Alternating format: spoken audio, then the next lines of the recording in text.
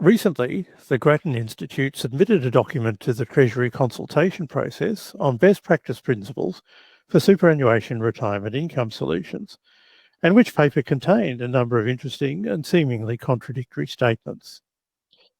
The Institute stated that the guidance retirees receive now is, quote, unhelpful, unquote, steering them into account-based pensions that require them to manage their spending to avoid the risk of outliving their savings.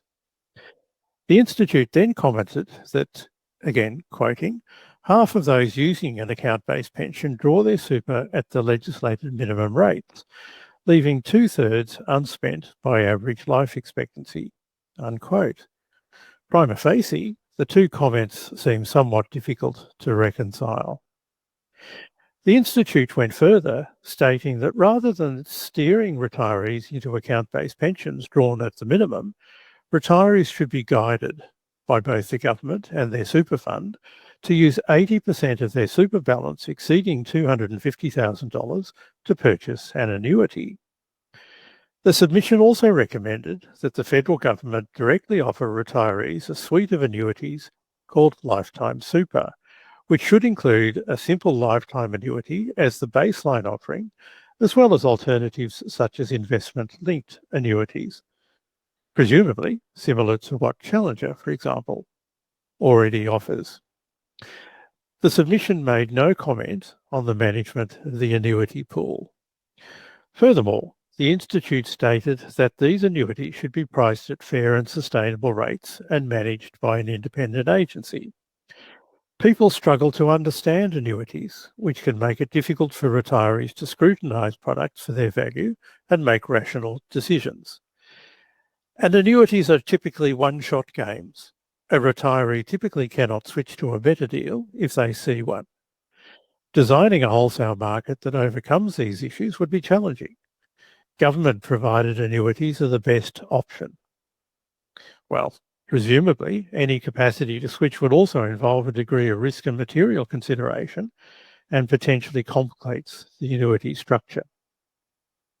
Finally, the Institute's submission said the government should direct APRA to performance test account-based pensions and develop product assessments for account-based pensions and private lifetime income products.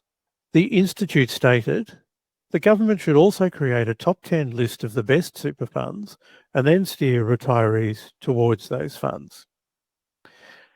Whilst in my view, this left-wing think tank views are unlikely to be implemented, it does give some food for thought as to the longevity of retirement incomes, and in particular, say, the factors that apply in Schedule 7, mandating the minimum pension payment requirements of retirement phase account-based pensions, particularly for those clients who have achieved material ages.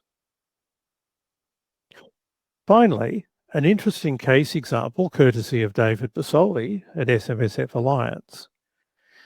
I came across this the other day and was particularly intrigued by the ramifications of a very minor breach of contribution limits.